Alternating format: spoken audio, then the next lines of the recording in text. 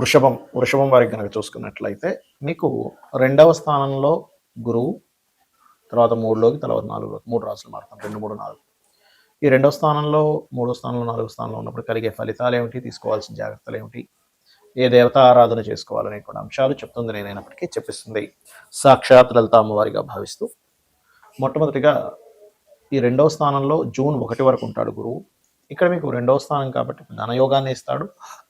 At the same time బంధువర్గంతో కానీ, కుటుంబ సభ్యులతో కానీ ధనపరంగానే కొంత మనస్పర్ధలు అలాంటివన్నీ కూడా ఇస్తాడు, గుర్తుపెట్టుకోండి.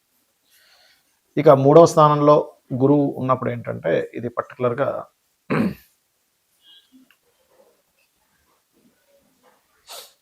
ఈ గురువు 3వ స్థానంలో ఉన్నప్పుడు కొన్ని ఏదైనా ల్యాండ్ రిలేటెడ్ ఇష్యూస్ కానీ, తల్లి తరపు వారితోనే తల్లితోనే ఏదైనా మిస్కమ్యూనికేషన్స్ అవ్వడం కానీ, అలాగే మీరు ఏదైనా ఒక అగ్రిమెంట్ కానీ, కాంట్రాక్ట్స్ కానీ ఇలాంటివి చేసేటప్పుడు కాస్త జాగ్రత్తగా ఉండండి పర్టికులర్గా. ఇక నవంబర్ మాసం నుంచి ఒక నెల 2 నెలలు, నెల 15 రోజులు కూడా అక్కడ ఉండి మళ్ళీ వక్రించి వెనక్కి రావడం జరుగుతుంది ఆ గురువు. దీని మూలంగా ఏంటంటే 4వ స్థానం అనేటువంటిది ప్రాపర్టీ, అందులో ముఖ్యంగా ఏదైనా గవర్నమెంట్ రిలేటెడ్ సంబంధించిన ప్రాపర్టీస్ తీసుకోవడము, ఆక్షన్స్లో తీసుకోవడము, ఇటువంటి విషయాల్లో చాలా జాగ్రత్తగా ఉండాలి. అంటే ఒక ల్యాండ్ కొనుక్కున్నా, లేకపోతే ఒక గృహం కొనుక్కున్నా, బంగారం కొనుక్కున్నా, స్థలం కొనుక్కున్నా, ఈ యొక్క విషయాల పట్ల మీరు జాగ్రత్తగా ఉండండి పర్టికులర్గా ఈ సంవత్సరంలో. అందులో పర్టికులర్గా మీకు ఈ నవంబర్, డిసెంబర్ మాసాల్లో ఇక మీరు నిత్యము చేయవలసిన దేవతారాధన విష్ణు సహస్రనామాల యొక్క శ్రవణము, పఠనం చేయండి.